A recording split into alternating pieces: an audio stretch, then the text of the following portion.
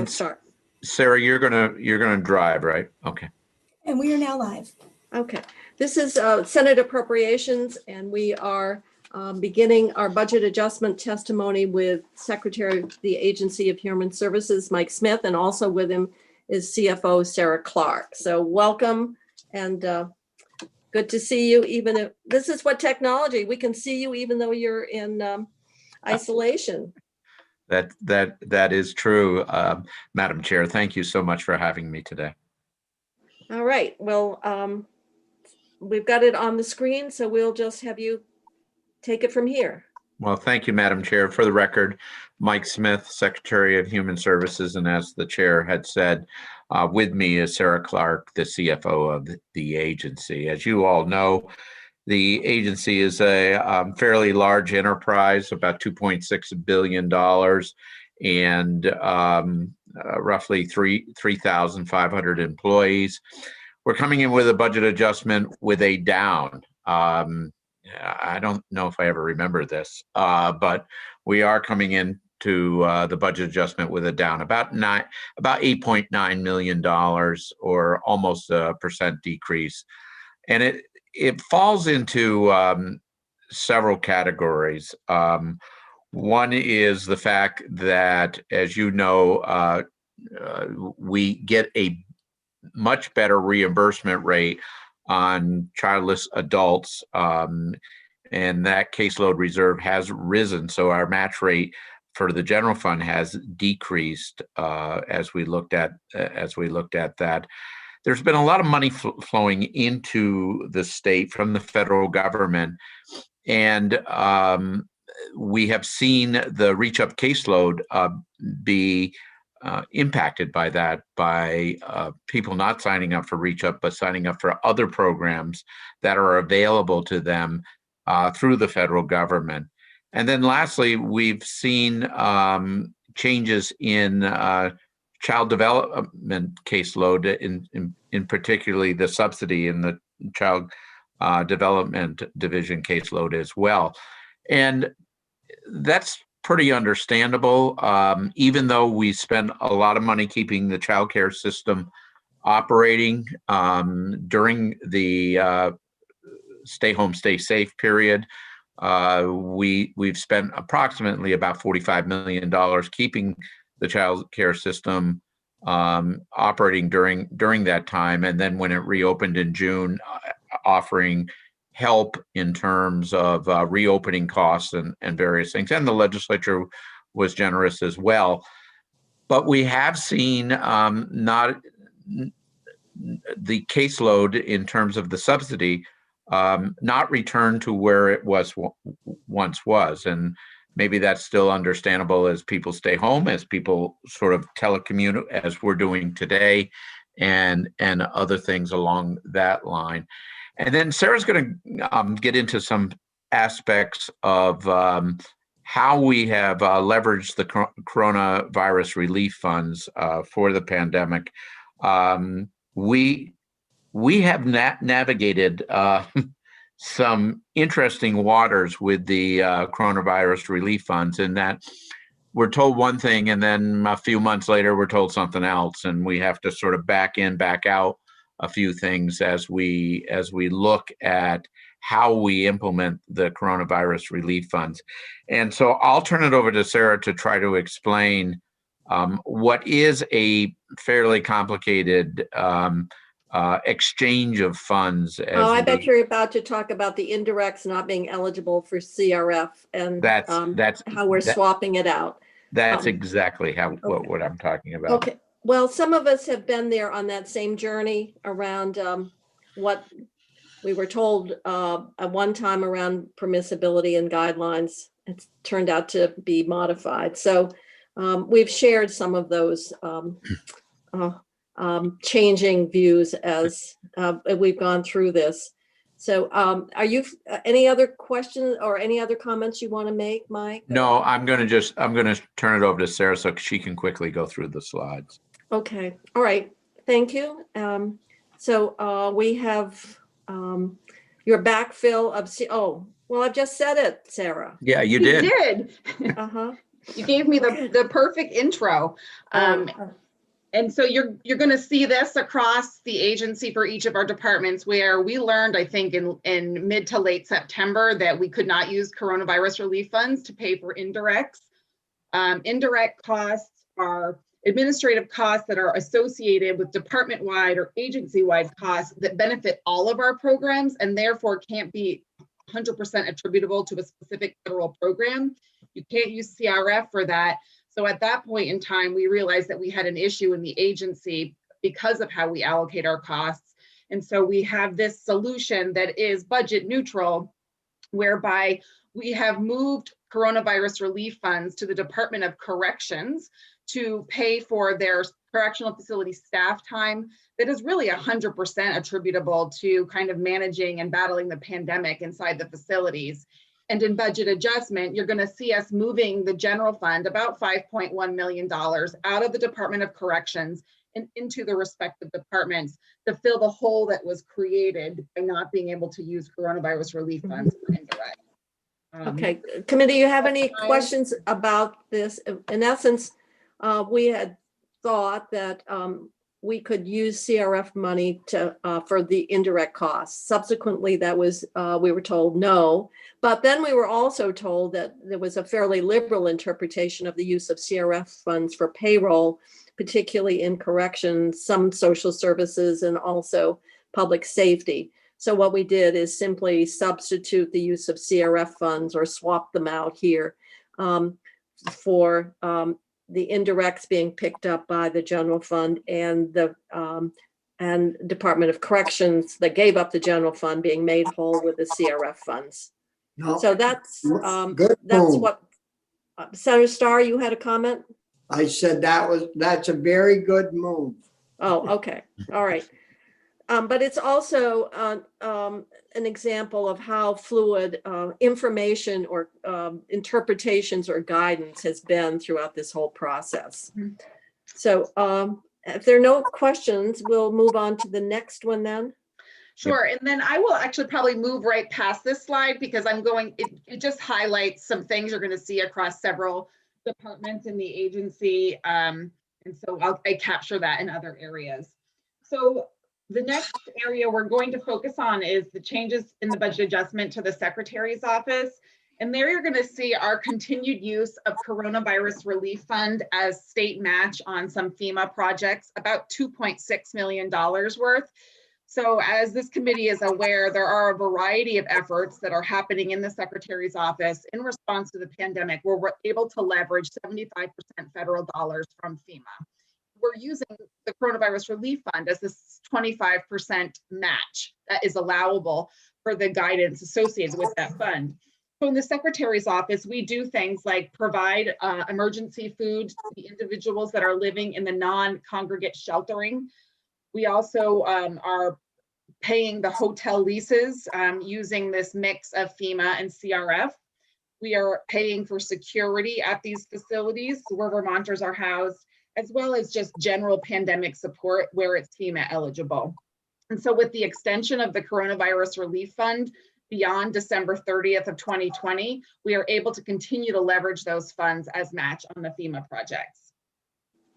In addition, in this budget adjustment, you're going to see some coronavirus relief fund for a facility staffing pool that was stood up really in partnership with the SEOC and the Department for Disabilities, Aging, and Independent Living, where long-term care or other residential facilities that could be experiencing a COVID outbreak and having extreme staffing shortages would be able to, in a quick, efficient manner, tap this contract that the state holds to provide that immediate assistance to the outbreak. And so we're leveraging CRF dollars, and where allowable, we also plan to leverage 75% funding from FEMA. FEMA will cover when you are filling the direct services of COVID positive individuals. So that would be if you had to hire more nurses, for example? That's exactly it. Mm-hmm. Is that where could you give us some examples where that staffing need has been experienced? I think, Sarah, I think there's been about like 14 instances where we have provided in long-term care facilities various staffing needs, a lot of them in residential care. Mhm. There's been some in the Northeast Kingdom. I'm trying to think. Yeah, I think Craftsbury was one area where we intervened with some either some money or some help Okay. in terms of. But what we did is had a reserve pool, and what happens when a facility first gets hit is that they have an immediate staffing problem, because usually staff is quarantined or isolated, and they need quick insertion of staff, and that's what we did. We built a staffing pool in order to do that. Thank you. Any other questions? So did you do that through a temporary staffing company? We did, Madam Chair. We went out and got a contract with a temporary staffing agency. I assume that would be the most expeditious way. This one looks very familiar, Sarah. The 75,000, we just approved it. Yep, you sure did. So we'll skip right past that. The indirects. And then there's also some federal authority related to the work that's happening in the Secretary's office for testing and contact tracing.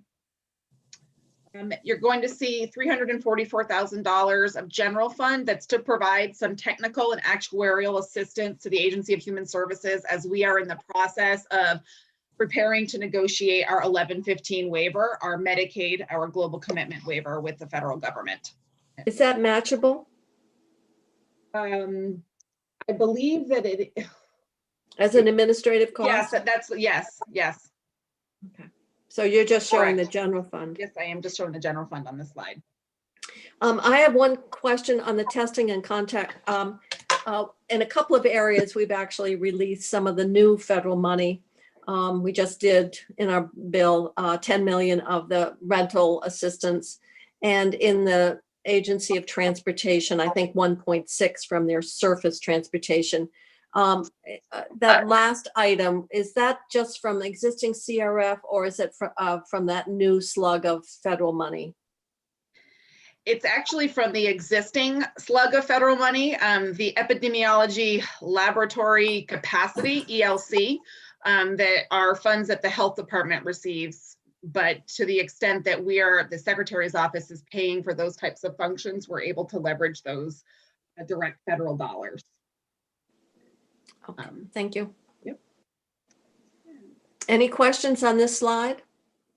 I can't, let me see, I'll see who I can see. I can see Alice and Phil and Dick Sears. Okay, we'll keep going then. Okay, great. So the next appropriation I'm going to talk about is the global commitment appropriation in the Secretary's office. Just as a reminder to the committee, that's where we appropriate the source funds for our Medicaid program, both the state and federal sources. And so you're going to see an increase in budget adjustment of $2.1 million of general fund related to an increased need for our CHIP qualifying claims. And so we are backfilling that kind of loss of federal revenue with general fund.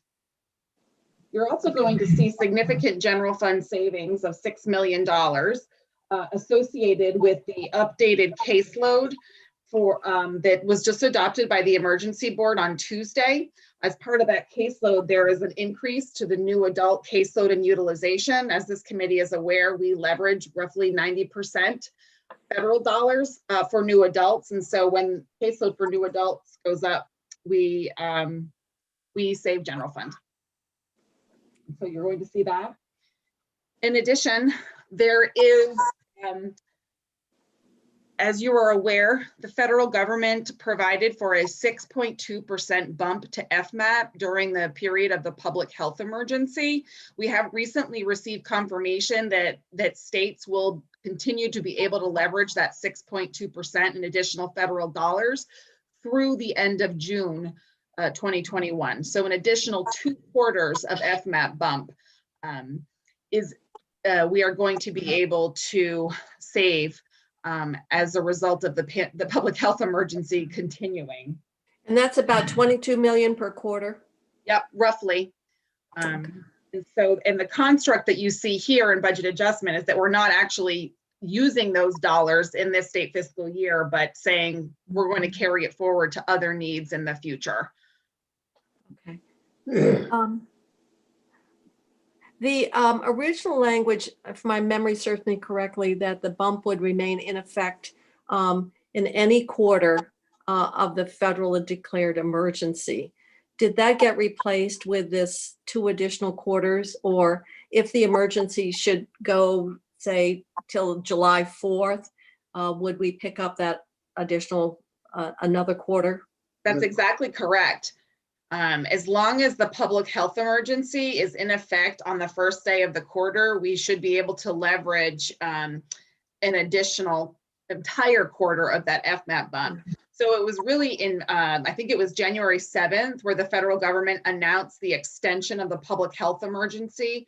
And they extended for 90 days. And so we knew when it extended 90 days that it would be in effect during the quarter that starts in April and ends in June. And so, But that provision still is there then. that's, Okay. yes, that's correct. All right. Okay. So if there's no more questions on that. You know, I have one, Sarah, this is Bobby. What would be the purpose of carrying that forward? Is that to offset other general fund dollars? We can use it in our budget, Bobby. Okay, Or it may be contributing some of that, also giving us that one-time money that which we're going to have to decide how we can invest it. yeah, so it's not for use really in the AHS budget, unless we work it around to fit into their new budget for Right. 2020. Yeah, these are, when we built the budget for this year, I think, did we just assume, we assumed 2 quarters, and what this is doing is reflecting that additional federal receipts. That's correct. Thanks. Okay, Okay, so then the next item, I actually talk about it as we go to the respective departments, but this is essentially general fund carry forward that was available when we closed out state fiscal year 20. And so we're using it to pay for liabilities associated with state fiscal year 20 that we, for a variety of reasons, were unable to be paid out last year. And so we carry forward the general funds to support that Medicaid expenditure in state fiscal year 21. And we'll talk in a little bit more detail as we go through the departments where the expenditures will be happening. so, Chrissy, we're going to have the commissioners come in then from DEVA and DMH and Dale. Is that our plan? Yep, that's our plan. All right, thank you. So then that's really it for the secretary's office. I do have slides that gives you a quick overview for the departments in terms of what's happening. I'm happy to proceed through that quickly if you would like, or defer until you have the commissioners in to provide additional testimony. Committee, any thoughts? Well, I don't know what we have planned for time, but Sarah does a good job explaining stuff. If we had the time. I guess Yep. Bobby likes you, Sarah, so we're going to run through these quickly. And let me say, for new members to absorb all this is, even old dogs like me, it's a lot to keep. So it probably doesn't do any harm if you could run through Sarah, and then we'll have a more detailed discussion once the commissioners come in. That sounds great. And thank you, Senator Starr. So in the Department of Vermont Health Access, we have the indirect issue, as we've already discussed. We also have the updated Medicaid consensus forecast that was adopted by the Emergency Board on Tuesday. That reflects an increase in DEVA's overall budget of $8.2 million of all funds, which translates into about $2.5 million of general fund pressure in state fiscal year 21. There is also, and the next item is budget neutral because it ties to my comments related to the general fund carry forward, the delivery system reform investments. Because of timing issues, this was something that the legislature had appropriated the funds to AHS and DEVA last year, but because of timing of making the payments, they didn't get paid out last state fiscal year. They got paid out in state fiscal year 21. And so this is a technical adjustment to give us the global commitment authority to make those delivery system reform investment payments to the accountable care organization. Okay, so it's just a timing It's issue. a timing issue. Yeah. In addition, another technical adjustment having to do with our serious mental illness and substance use disorder waivers. It's just a technical adjustment where we are moving the Institutes of Mental Disease, IMD costs are shifting out of investment and into global commitment program. I think that's probably the wonkiest sentence that I have given to anybody this week. So my apologies. But the IMD is really the state psychiatric hospital. Yes, and there's other expenses. But All right. we received waivers, the SMI and SUD waivers from CMS last year that actually allows us to shift some of that spending out of our investments and into program, which is greatly beneficial to the state as it relates to the management of our overall Medicaid waiver. Mm-hmm. All right. Well, if people want to get down in the weeds, hold that for Corey. You also see in the Department of Vermont Health Access an increase to the buy-in program of about $771,000, all funds, $332,000 of general fund. Remember, the buy-in program is where duly eligible beneficiaries, Vermont just pays the kind of premium to Medicare to buy into that program. Mm-hmm. Similar, we've talked about in the Secretary's office, the FMAP bump, the 6.2%. Not only does it benefit within the Secretary's office global commitment appropriation, but also out in the departments.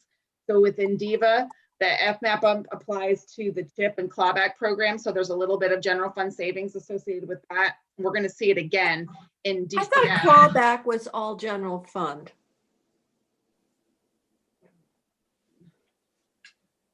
No, let me pull up my, You're talking about Medicare Part D? yes. Sorry, I'm just trying to get my, Oh, sorry. Let's keep going. okay. And then the last item that you're going to see is the savings from the ACO settlement or reconciliation from plan year 2019.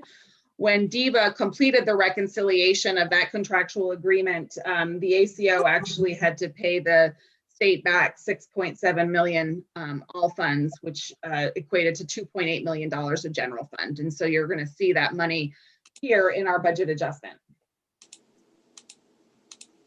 You're making money. Yeah. Yeah. Any questions on this slide? Otherwise, we'll keep going to the next. Yep. Okay, great. We're in the Department of Mental Health now. So again, you're going to see the backfill of the Coronavirus Relief Fund indirects. You're also going to see the extension of the 12-hour shifts at the Vermont Psychiatric Care Hospital. If you recall, in the FY21 budget that was passed in September, we used coronavirus relief funds to allow the hospital to implement a 12-hour shift model. Commissioner Squirrel can give you more details about the benefits of this model, but I think it's been effective in ensuring that they have the staffing levels needed to combat the pandemic in the facility. And so we are proposing to extend that in budget adjustment through the end of March using that existing model. And that costs about $82,000 gross. You are also going to see continued coronavirus relief fund as matched to Sarah, go back to the 12-hour shift. You said we were using the CRF money for that. the amount that you have allocated now, of what pot did you pay that out of, and is it depleted? Why, I see we're using general fund, not CRF, for an extension of something that has been CRF funded. Yes, and you're asking which specific pot of CRF dollars we used.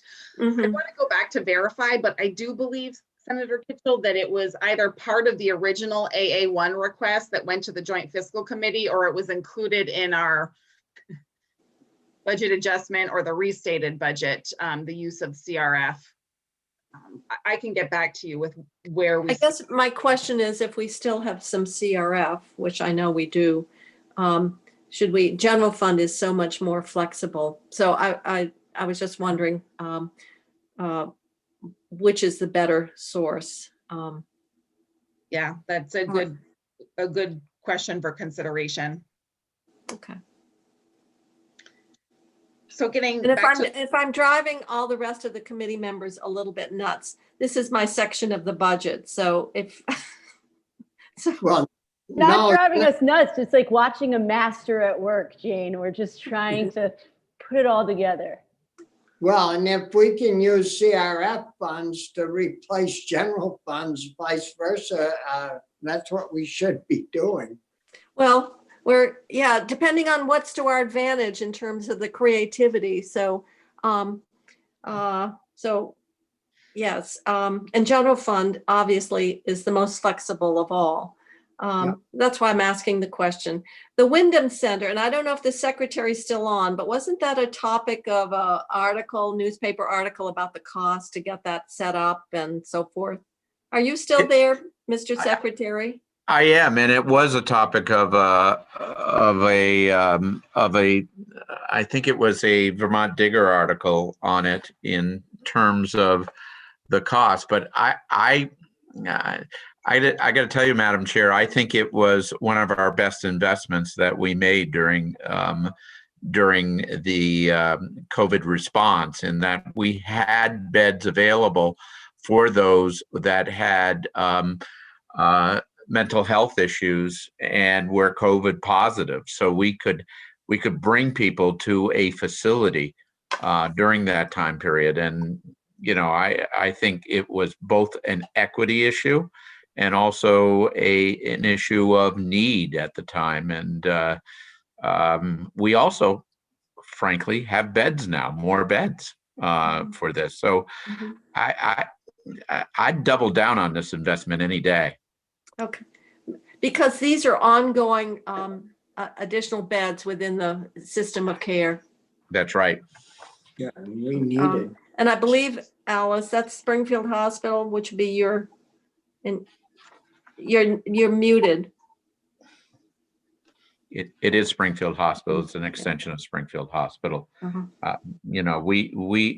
We always thought it was critical during this time period to have COVID positive inpatient capability in this area, and we built it. And I think it still is important, and I think it's important no matter if you have inpatient for mental health issues or inpatient for other issues. We needed the capacity, and we built it during this time, and we used federal funds in order to do it. So what we're doing is now we have FEMA, so we're getting the FEMA through in a departmental transfer, and then the CRF. What were we funding the startup with the Wyndham Center? Is this just an extension of the CRF funding arrangement through the another quarter? Yes. yes, Right. Yep. All right. Can I just ask a question? Mike, is the Wyndham Center still affiliated with the hospital, or did they go off on their own in that the hospital has gone out of bankruptcy now? Is that included with it? The Wyndham is still included with the Springfield Hospital. Okay. Thanks. Now that they're out of bankruptcy, the state dollars that we advanced raises that question, Mike. Was that just part of keeping them afloat? Yeah, there's a payback provision. We won't get all our money back, but there is a payback provision within the bankruptcy ruling where we'll get some of our money paid back. Mhm. Right. So now we're down to Rutland Regional. Yep, this is also budget neutral. It's one of the items that due to timing issues wasn't paid out last year. So this is the Medicaid authority to pay it out this year, but we have the general fund as match is carried forward from this. Okay. Fine. That's DMH. Then we have DCF, who I think is scheduled to testify in your committee tomorrow. So I'll just give a real quick overview of what you're going to see in the DCF budget adjustment. So again, the backfill of the CRF indirects that we've talked about. You're also going to see several kind of relatively minor position and earnings adjustments throughout the various appropriations in the Department for Children and Families. You're going to see the 6.2% FMAP bump in the appropriations related to the 4E program. Within the Family Services Division, there Wait a is. minute. Could you explain that a little bit more? 4E obviously is child welfare funding stream. Medicaid is, well, FMAP is Medicaid. Are we using Medicaid to fund? You've got two federal programs at work. Can you explain how the Medicaid program, are we talking about what we're doing Medicaid services for 4E eligibles? So the four, and I think Commissioner and Sarah Truckle can give you some more detail, but the 4E program is linked from a matching perspective to the FMAP. Right. So as the FMAP goes, so does the 4E program. And so that's Okay, so what we should say then, if I understand it, is that bump that went from Medicaid also was given to 4E. Okay. Yes. Senator Take the Westman? money and run. What? Take the money and run. All right. In the Family Services Division, you're going to see an increase in the sub-adoption caseload of about $500,000, all funds. You're also going to see an increase for high acuity mental health placement in the Odin and Turtle Rock programs. And you're going to see essentially a 1/4 investment related to the Raise the Age Justice Involved Youth Housing Program. And so you'll see some funds to support that. So can I just Yeah. add it? Senator Westman? So in the mental health piece, what do they attribute the increase in mental health to? This must be a very specialized child in custody that needs a high cost placement. Is Odin Turtle Rock out of state? No, those are in-state programs is my They understanding. are? Yeah. Okay. Yeah. All right. My only question is with the strain on young kids and families, and is this anything to do with coronavirus and the pandemic? That's a great question. And my understanding is no, but I would definitely want to make sure that Commissioner Brown responds to that. Because if it is, I would say, if it's an unusual increase, why wouldn't it be coronavirus? Well, I'd say it's a one placement. The way it's presented, which seems to me like we have youth in custody with extraordinarily complex, costly mental health treatment needs. And that's why I was wondering. I'm not familiar with the program, but Senator Sears, are you familiar with that program? Senator I'm not. Sears? I'm not either. Okay. And Senator Sears, you have your I'm hand up? not. Yes, I do. Do you have a question? Yeah. I can't see your face. I'm sorry.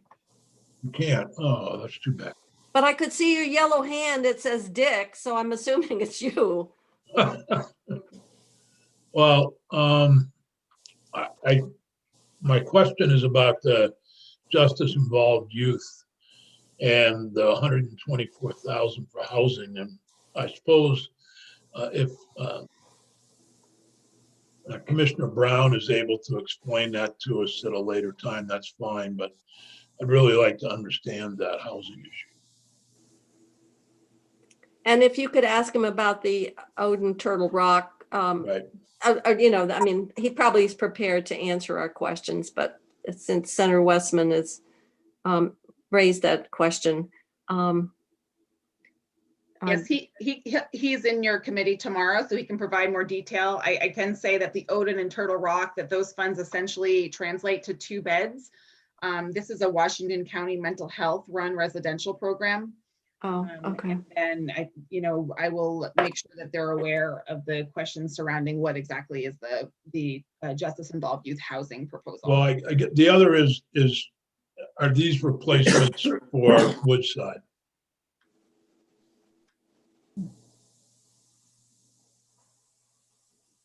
Okay. What, are you talking about the high acuity placement, Dick? Yes. Yeah. I Well- have a feeling we're gonna see budgets and throughout impacts of the closing of Woodside in other areas of the budget. Mhm. If, and it raises an interesting policy question. If this is being done through our mental health system and Washington County Mental Health, the extent to which youth that were in the past in Woodside, in fact, are better served within that mental health therapeutic community. I don't know how the cost, do you remember the cost per place? Well, it was extraordinary toward the end, but No. 700,000 all It was funds. about $6 million general fund to operate Woodside, no matter what the number of kids were. Obviously, if you had 10 kids, it was cheaper than 5, and obviously cheaper than 0. Mhm. Madam Chair, I'm pretty sure that these are placements that, but please verify with Commissioner Brown. I think these are placements that weren't directly related to Woodside. Well, it's interesting discussion, particularly several of them do tie into other earlier discussions, whether we're talking about the legislation raising the age or Woodside replacement or specialized needs of kids in custody. Okay. We'll have you roll right along, child Keep development. rolling. So the next item the secretary has already discussed, which has to do with underutilization within the subsidy caseload program in the child development division. And so you're going to see general fund savings and budget adjustment related to that. Yep. The next item in the general assistance appropriation is, as we've talked about already, a little bit already, you're going to see in budget adjustment about $15 million increase in interdepartmental transfer authority. This serves as the match on the motel program that is FEMA eligible, and the bill that I think the Senate just passed or took care of in your earlier session, you took care of the state match needed for that FEMA program via the just making. Well, we clear- also extended the deadline. Yeah. That's right. That's right. So Burials or?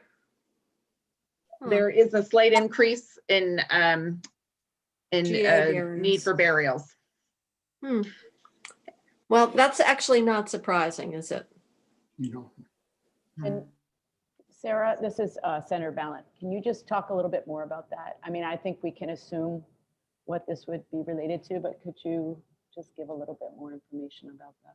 Yes. So burials is a benefit that the Department for Children and Families does provide to Vermonters in need. And so I think we are experiencing an increase in demand related to this area. And so as such, you see the increase in the budget adjustment. We have paid for burials for many years. They used to be paid by the towns for indigent residents. And So- it's a pittance that we pay. Well, you must have been lobbied by the undertakers because they No. always have felt it was an It's a very inadequate low amount. compensation.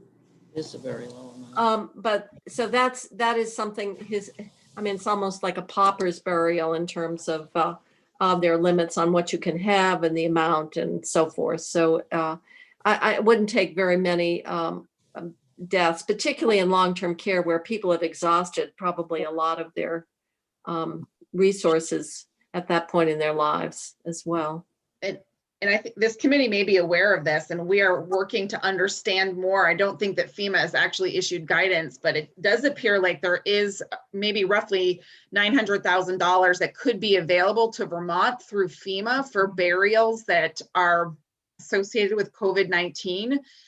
There isn't any guidance yet in terms of how those funds could be used and by whom. And so very morbid to think about, but it's on my radar screen to try to understand as quickly as there's guidance available how those funds would work in partnership with this burial program at DCF as well.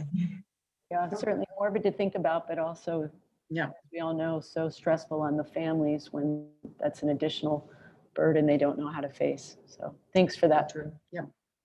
And if we do have FEMA money to do this, do they set maximum amounts that we can allot to a family?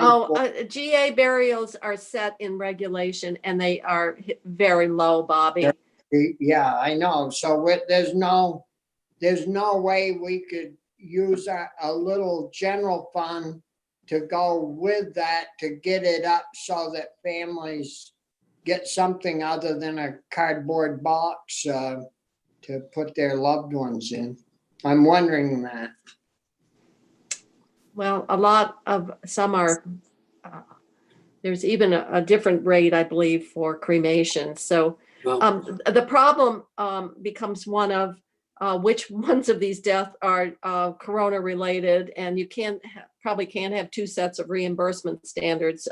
If you die of corona, we're going to give you there are even limitations on family sharing, and because why would the public be paying for the basic costs and a family be paying for, a very expensive coffin or whatever? So it's a pretty defined benefit at this point, I will say. can I just ask a question? Sure. Sarah, if we put this 250 in and you find that we're eligible with the 900, can we swap it out? Yeah, I think that that's a consideration that we could have. My concern, like FEMA funding is always complicated. Yeah, I get That's it. a general rule, as we know. And so I think we actually just had an update this morning in that there isn't any FEMA guidance on it yet, but that is why my ear is kind of on the lookout for. Well, sharpen your ear. We're going to need we still have a hole in the general fund, even though the revenues are up. Yeah. Okay. Chrissy's just sending me, we have A&R coming in at 2:30, so we're going to have to keep moving through. Do we have many more slides, No, Sarah? we don't. We're almost there. Okay. So as Mike already talked about, there is also a general fund savings related to a decrease in reach up caseload that we're seeing in the program. And there's also related to Woodside, and we are going to be changing the name of that appropriation in the FY22 budget to more accurately reflect what we're doing now.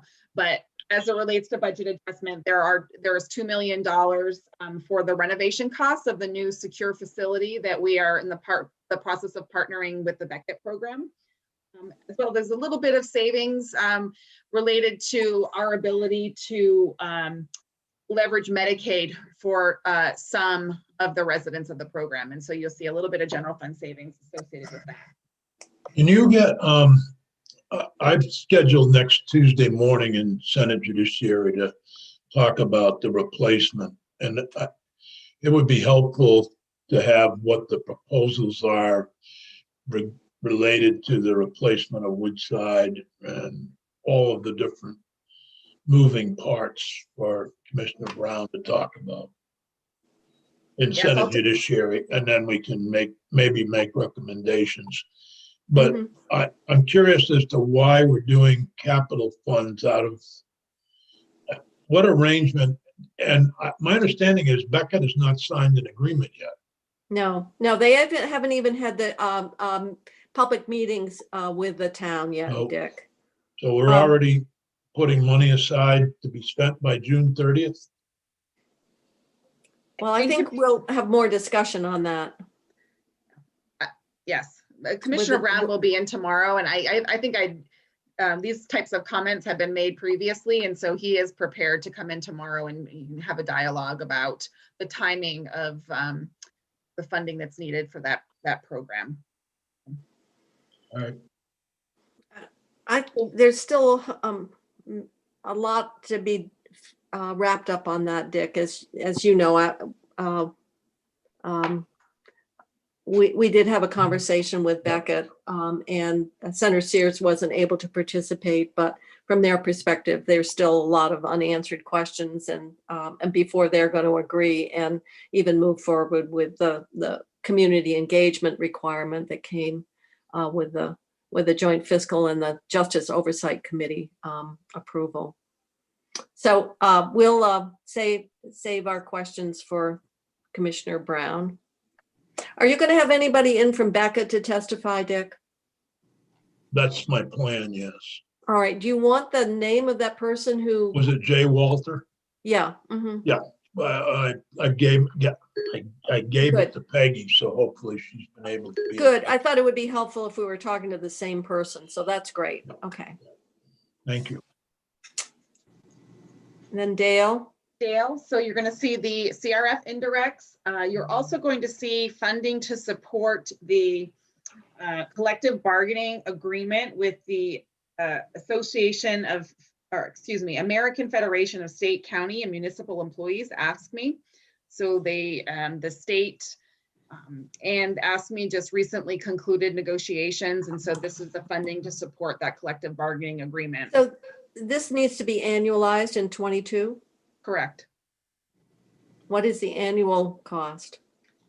It's roughly similar because this is actually a little bit retroactive back to July. So you're going to see something similar in state fiscal year Okay. 22. All right. I didn't know if it was part of a year. All right. Yeah. Yep. And then again, you're going to see these are budget neutral related to the carry forward liabilities from last year carrying into this year for the Support and Services at Home program, SASH. Actually, Act 72 from a few years ago built this construct where we would use carry forward, general fund carry forward to provide for this program for 3 years, and then choices for care as required by statute. We're carrying forward those funds. Okay. And then the last is VDH and Department of Corrections are combined because it's all the same issue, the CRF indirects. For VDH, it's providing the general fund to backfill the loss. And for corrections, you're going to see the one-time movement of general fund out from the Department of Corrections to each of So the that you've got your indirect swap. Okay. That's correct. All right. Thank you. Yes. So I'm going to suggest that any other specific, more detailed questions, we'll have the commissioners in and go on to A&R unless there's anything else. Mike, are you anything you want to add? I'm all set. As you can see, I rely on Sarah That's tremendously. wise. My motto is surround yourself with smart people and they make you look good. That's right. And I've done that, believe me. So we will let the AHS folks go back. I'm sure Sarah's got plenty of work, as does Mike, and we'll move on to A&R section of the budget adjustment. So thank you. Sounds good. Thank Okay. you. Thank you. So we have Secretary Moore, who is here, and Commissioner Snyder. Are there others that I can't see? Well, we're joined by Emily Oh, Byrne Emily, I see Emily and Kristen Freeman. Okay. All right. So we'll let you start, Julie, and then move down through, or you're going to present for the agency and have other people fill in, however you want to do it. I'm going to take the first two and let Michael speak about the state parks refunds. Am I able to share my screen? Yes, I made you a co-host, so you should be able to share. Fantastic. All right. So this is a presentation we did send over yesterday afternoon. And so hopefully maybe you have it in front of you to follow along, but I will work my way through it as well. The ANR FY21 budget adjustment request has 4 items contained within it. The first is a $1 million request for one-time funds for contractual work to support the Global Warming Solutions Act. The next item is a $650,000 transfer from ANR's portion of the Clean Water Fund to VTrans that affects sort of the final step in our overall transition of the Municipal Roads Grant and Aid Program from DEC to VTrans. There is a $1.2 million request to transfer, or one-time transfer to the State Parks Special Fund to cover refunds that we paid to guests this summer as a result of the COVID crisis. And then there's a $45,000 request for body cameras for game wardens. So I'll start with the Global Warming Solutions Act request and then maybe pause, offer to answer questions, and we can continue on from there. As you may recall, Global Warming Solutions Act became effective on September 23rd and requires the Climate Council that was established under the law to prepare and adopt a climate action plan by December 1st of this year. The climate action plan, it needs to speak to not just what we're going to do, but how we're going to do it. And as a result, in order to meet those requirements, and frankly, produce a competent report, we need to engage some professional contracted support. I think that contracted support can be thought of as falling into 3 big buckets: technical support, facilitation services, and then communication and outreach. And we'll talk about each of those in a bit more detail in just a minute. But first want to cover the money that we already have dedicated to the Global Warming Solutions Act. In the FY21 budget, the General Assembly did appropriate $450,000. I'm going to actually flip ahead to a slide that has a bit more detail on just how that breaks out. But the agency costs this current fiscal year are anticipated to run about 240 of that $450,000. That includes partial year salaries for the 3 staff positions provided to help support implementation of the act. They've been hired, Julie? The project manager has been hired and is starting their transition now. It's actually Jane Lazorchak, who currently works in our Fish and Wildlife Department, has accepted that position. The research analyst position is with DHR for recruitment, and we're anticipating waiting a little bit to start hiring the lawyer position, that the legal resource becomes more essential as we get closer to the rulemaking phase of our work. And so those salaries have been prorated based on how long we anticipate they will be on the state's payroll during FY21. The other items are the operating costs related to those staff, and then per diems for council members as allowed in the Global Warming Solutions Act. We then have a series of what I'm calling one-time expenses. I anticipate that this is work required to develop the action plan, but will not be required on an ongoing basis. In terms of facilitation, we have put out and have under contract the Consensus Building Institute for a small sole source contract just to facilitate our January meeting, which is this coming Monday, where we're going to do sort of organizational structuring and some process design work, but also anticipate that ongoing facilitation services will be really important, not only to the work of the council, but also the work of the subcommittees. As you may recall, the Global Warming Solutions Act established at least 4 subcommittees, and that is where I believe the really substantive work will be done. The council serving in more of a plenary function and assembling all of the information and recommendations of the subcommittees into that singular action plan. In addition, there are resources requested for public outreach. Clearly that there was an intention within the Global Warming Solutions Act for a robust public engagement process, and there are 2 months carved off at the end specific to the action plan, but also anticipate that subcommittees will need to engage in some public outreach and public comment, and that we will need support to make sure that we're achieving the goals of reaching communities that are traditionally underserved and marginalized with these conversations. And then there's technical support, which is obviously the biggest piece of this.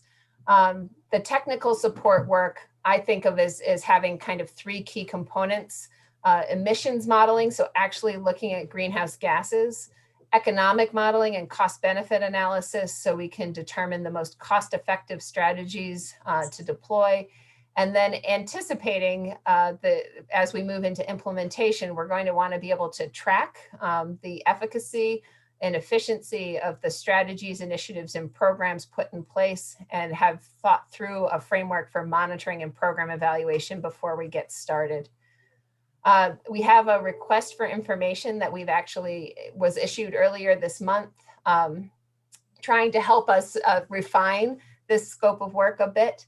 It's large, a tad unwieldy. It certainly draws from the information I was able to glean from conversations with colleagues in Massachusetts and Maine and New York, but we are very much looking forward to the responses, and those are due February 6th, and the hope would be we would be able to turn around RFPs in fairly short order, have those out before the end of February, and ideally be starting work on some contracts by the end of March, recognizing that these services are very essential to our ability to complete the scope.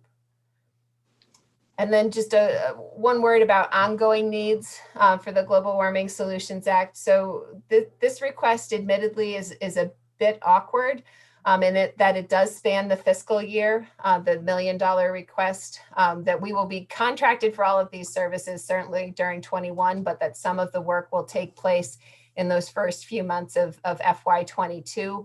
What I'm not in a position to say is what that break point is, and so that's why we've brought it forward as a singular request. We aren't anticipating additional contractual needs beyond December 1st, beyond when we deliver the climate action plan. And while I don't want to be out in front of the governor and his budget presentation next week, we do believe that the $450,000 annual appropriation that's in our base budget is sufficient to cover sort of the ongoing staffing and operating work related to the council, including the supports for implementation, rulemaking, program development, the annual reports delivered to this body, and ultimately the need to update the action plan itself on a regular basis. And I can pause there and help answer questions. Questions of Bobby? Yeah, I don't recall a figure like what we're getting asked to appropriate now in budget adjustment last year when we passed this, and it just seems like another $1 million to appropriate. Here we are halfway through January, so you know we're 5.5 months away from fiscal year 22, and we're being asked to add $1 million new to this bill that was never explained to us. I don't believe in the legislature when it was presented that this was going to be this much of an expense, and it's a heck of a time during this pandemic and everything else we've got going, businesses shutting down, to take and cost us an extra $1 million that we didn't even have a clue that was coming when we passed the bill. But that's only my feelings. Well, the one thing that we did have was, I believe Joint Fiscal had done an estimate of 540. And then we knew that we were so late last year doing the budget, we reduced it. And then, but we didn't change the date of the urgency for the plan, which meant that we're expecting a lot of work to be compressed between now and when the statutory deadline of the plan of December, it's got to be developed. So the big question really is one of the questions is our desire to get something out fast may in fact, and the deadline in the bill may be contributing to some of the requests we're seeing here. And the other is you don't have a sense of how, well, we're already almost, I'm wishing the winter away, but February. So some of this, most of it would fall within this really 5 or 6 months of the following fiscal year. But it's hard to, but you're going to be negotiating the contracts obviously now. And correct. We're looking to move to contract for all of these services. Frankly, I anticipate issuing the facilitation contract probably, RFP as soon as next week. As I indicated, the technical ones ideally by the end of February, and the outreach and support one perhaps sooner than that even, so that there is a lot of sort of work needing to be done to get to contracts. And then, it is just, in reality, the statute asks for a complete draft of the action plan to be completed by October 1st. So we have a little over 8 months to do all of that drafting and analysis work to get to the draft plan. other comments or questions? Well, Well, I know, but I know, Bobby, you've expressed concern. I don't want to push the issue, but I just hope that our whole share in this Global Warming Solution Act pays off and we get some return somewheres along the way in the future for our children or our children's children or somebody, because if we're just getting started and here within a few months of passing the bill, we're adding a new $1 million to it. I want to hang on tight for next year because I don't think the 450 is going to last long. But, that's just my personal feeling. We'll have to, so you're distinguishing between the $1 million to support this very significant piece of work, and you're questioning of whether the 450 it will hold. And in fact, I'm surprised you said 450 because your original request was 540. Well, it had some contractor services in that. I see. Okay. Yeah. Other questions of the secretary? It's complicated and it's hard. What we have for metrics, because all the states are in such different places, and when people go to compare us, and we started out with not a lot of coal-fired plants, and so some states were able to get a real a big reduction, and simply because their baseline was so different. But hopefully with some of the analysis it can help us. And the other question has to do with federal funding, which I'm sure is yet to be determined, but it looks like, at least with the new administration, there's going to be considerable focus in terms of environmental issues. And so there may be some additional funding support on the federal level to help move some of this forward as well.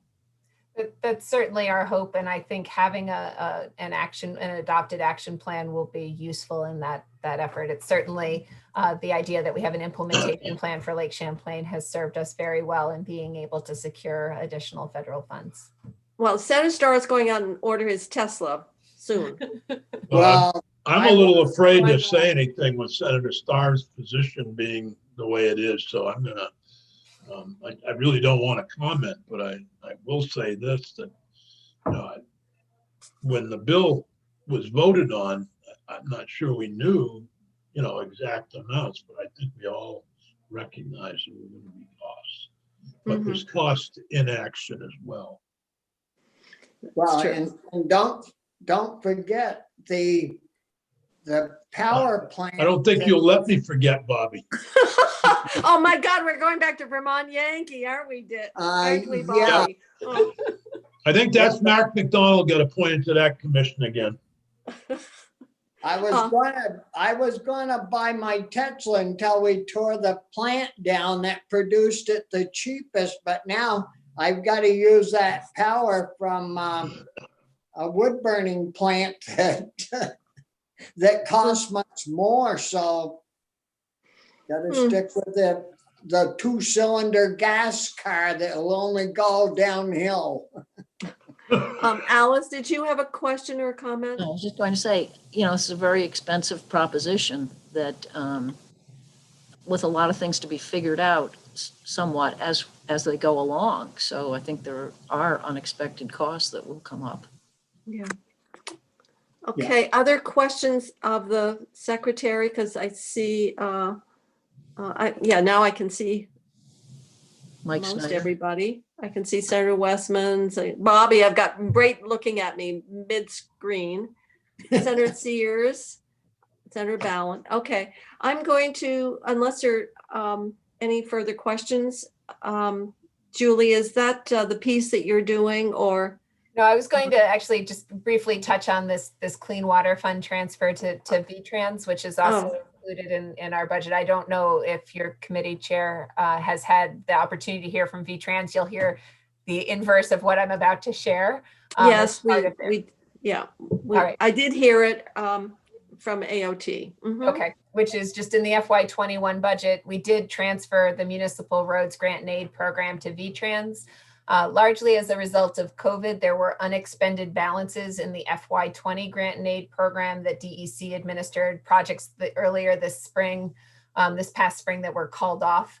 And that resulted in about $650,000 balance in the Municipal Roads Grant and Aid Program bottom line. And what we're asking is that balance be transferred to VTrans so that they can use it in the Grant and Aid Program they'll be administering in FY22.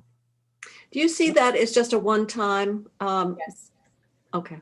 And going forward, the Grant and Aid Program resides in VTrans. This is just sort of that cleanup on the very tail end. Mm-hmm. It seems like that would be a logical home, but that's. It is. It makes a lot of sense in several regards. It was a good idea. It just, the COVID piece we didn't anticipate in setting our budget. I know that certainly there's been, particularly after, was it Irene, and you were sharing the same space up at National Life, that there, a lot of the day-to-day working between the two agencies really saw a lot of progress. So yeah. And I think this is frankly a reflection of how that's continued. Secretary Flynn and I had conversations about the real value of consolidating all of the roads related clean water investments within VTrans and have sort of worked in very close partnership to affect this change. And I think it will be to the benefit of our municipalities. Yeah.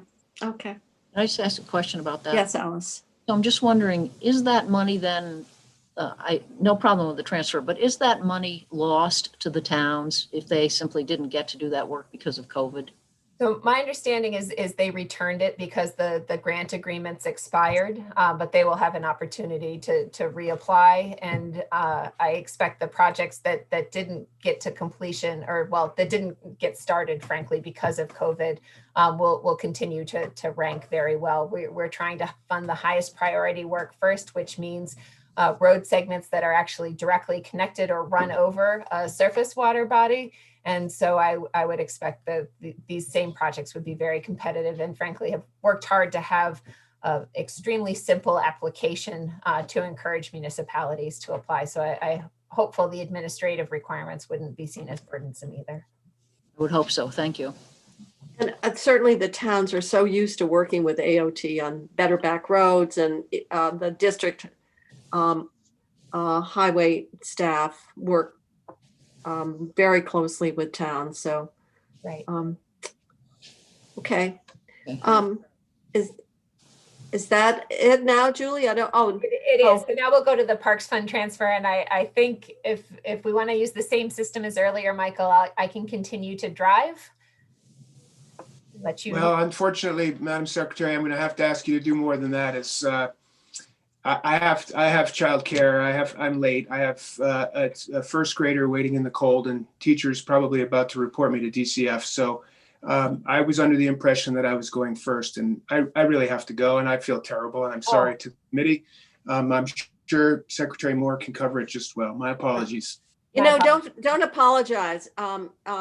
Your children and your family have to take Yeah. the front seat. So I'm sure the secretary will do a fine job. And if we have any questions, we'll get back to you, Michael. So don't worry about.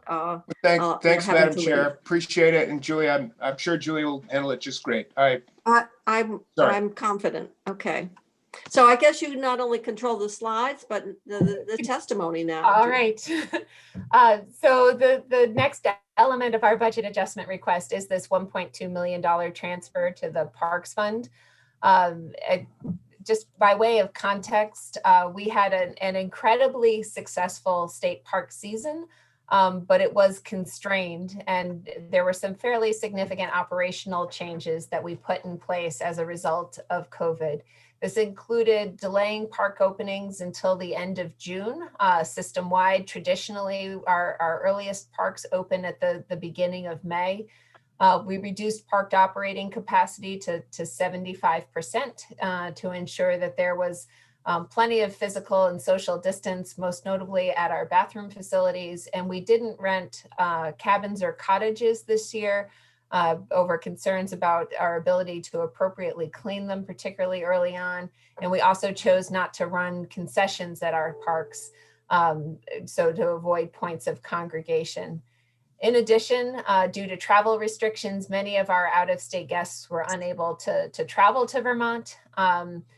In a typical year, 55% of our camper nights are by out-of-state guests. And so this was a big shift for us this year. We had essentially a no questions asked reservation cancellation policy. We didn't want people to feel pushed to travel to Vermont, contrary to our travel policy, simply because they had a reservation and some amount of financial commitment to coming. As you may recall, in Act 120 of last session, the General Assembly did allocate $500,000 of CRF, the Corona Relief Funds, to the Parks Fund. We worked on and off over a period of weeks with Guidehouse, which is the consultant for the administration on the risk posed by different uses of CRF funds. And they determined that this was really revenue replacement. They felt it was ineligible for CRF and therefore would be a high risk decision by the state. That initial $500,000 ask was based on what we knew in the spring, what we had seen thus far in terms of cancellations.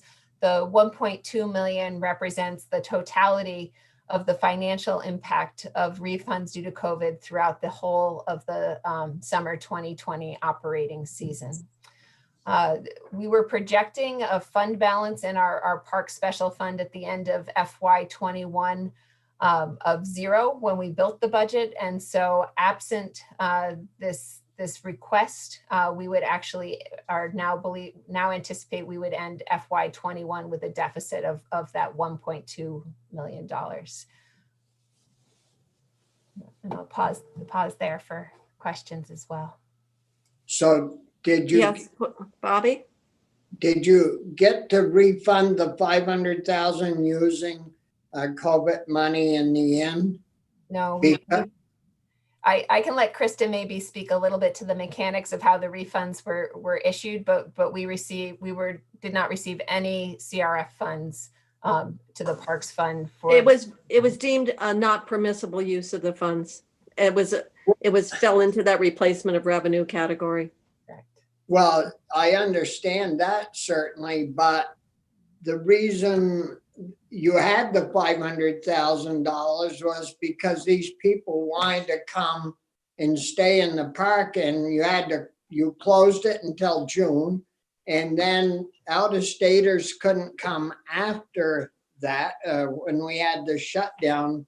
So I mean, it was directly, I would say, related to COVID, or a lot of it was. You need to go argue with the federal government, Bobby.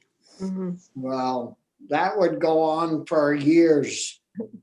Yeah, I'm afraid you could make that argument for a whole lot of revenue losses then. And And that was maybe in the next bill where there'll be additional money for states and cities. Some of the cities are just hammered. But it and does I think raise, Secretary Moore would agree with Bobby if she, but it does raise somewhat unequal though. If they were a private campground and not a state operated campground, they could have applied for the funds particularly under the tourist and hospitality sector. So, Yep. I mean, I think it's a little bit odd for the feds to deny that to the state, but give it to private concerns. And it really is only impacting the taxpayers of the state. Julie, any of the concessions, are they contracted out? I will let Kristen speak to that.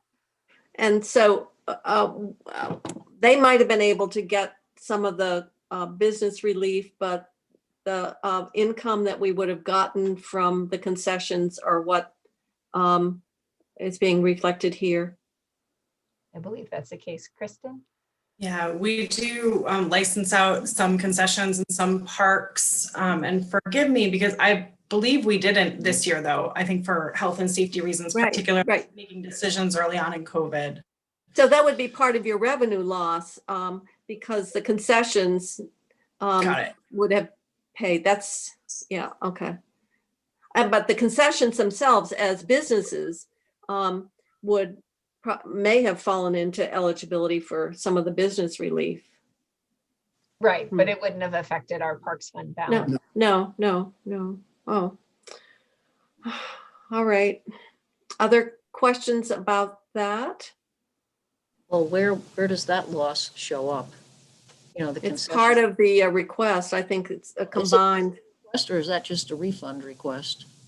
No, we're requesting a transfer to the Parks Special Fund. We've paid out these refunds at this point, and absent this transfer, we would end the year in the red. Yeah, I understand that. I'm just wondering if there was more, should be asked. The concession loss is represented in our 21 budget restatement, where we account for license revenue. Nowhere near the magnitude of the refunds paid out. I don't have the number at my fingertips of how much we take in through those licenses, but I think overall concessions are a few $100,000 total. Okay. And licenses a fair portion of that. Okay. Thank you. And Senator Nitka, we are anticipating that the challenges for the Parks Fund will continue. As I believe you're aware, the two primary sources of revenue into the Parks Fund are the gate receipts, so all of our reservations, but then also the ski area leases, where we receive a percentage of their sales. And obviously their sales are being impacted this winter by COVID as well. Yeah. Oh, that's a good point. The looking to the future, do you anticipate? Well, I don't know. Who can anticipate anything here in the next couple months? But in terms of the opening of the parks for next summer. We are charging ahead currently, and as Michael had indicated in the House Committee earlier, we are actively in the process of hiring staff for the summer 21 season and anticipate an on-time opening right now. Ever optimistic. We are. All right. Any questions about that? Alice, that's your section, so you're pretty familiar with it. I spoke with Julie earlier. Thanks. Other questions on that? Is that it? I have just one last item, which is the body cameras for the game wardens. And I don't know how you intend to take this up. The House Appropriations Committee had certainly indicated to us they're looking for a larger policy conversation, since there's similar requests for all the agencies with sworn law enforcement officers.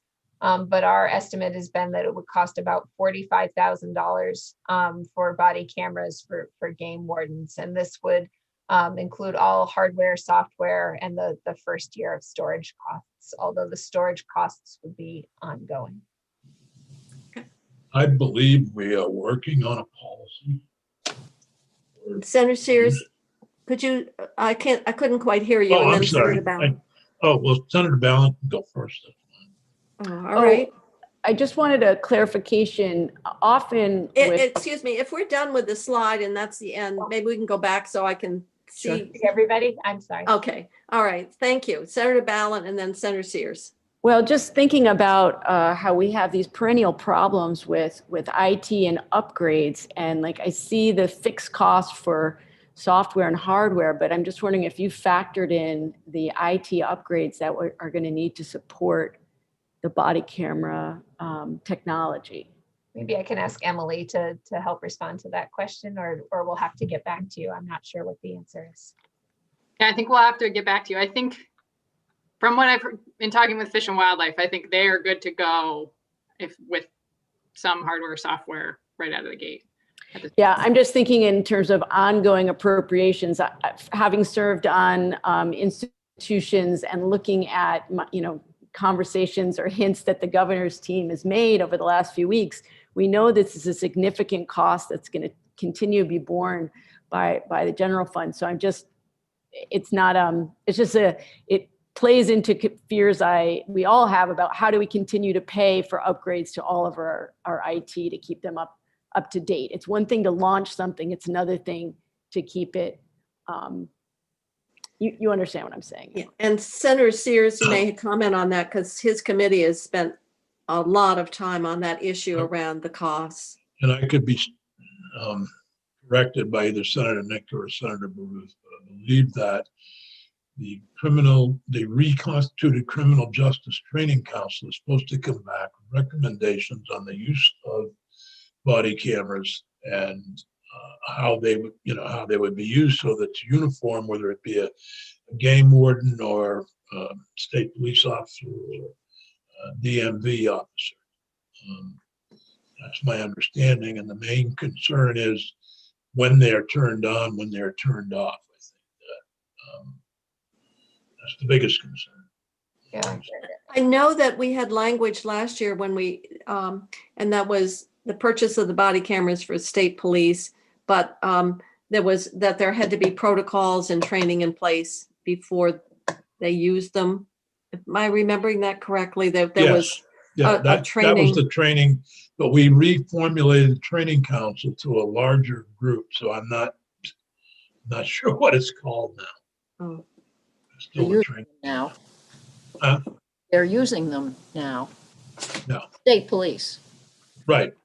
So whatever policies they are using, that's what we expect everybody in the least state to be using them. And I believe we established that would be the minimum standard for any local police. Well, what we have here is the Vermont Criminal Justice Council, 24 members, of which the Vermont Police Academy is a subset of the council. Right. It was reformulated last year. Yeah, that's what it said. And so part of S-124. Yeah. And the council now is requesting about, I don't know, 6, 7 new positions, Dick. Yes. Mm-hmm. We're going to have a lot of those requests. We'll have requests in the number of areas as we try to deal with social equity issues. There's going to be costs, and I believe that's part of where the council is coming from. Okay, well, I guess that's a discussion ahead of us. Other questions of the folks from A&R? Okay. All right, so the body cameras, I don't know what the House will do. Obviously, it's tied up with this larger discussion and whether the budget adjustment is the best vehicle or something that'll take a bit more time. We'll have to see how that works out. How's your baby, Emily? He's great. He's a toddler now. I don't know what happened. Well, you'll be paying tuition before long. And you'll say, where did time go? So think in terms of the committee work for the day, Chrissy, are we've gone through what we were scheduled to do? That is correct. Yep, we've gone through everything for today. Okay, so I'm going to adjourn the Appropriations Committee meeting for today, and then tomorrow we have testimony scheduled. We have S36 in the morning to move that through, and I've asked that we move it through all remaining stages of passage so it can get over to the House, and I think then we can call it a day.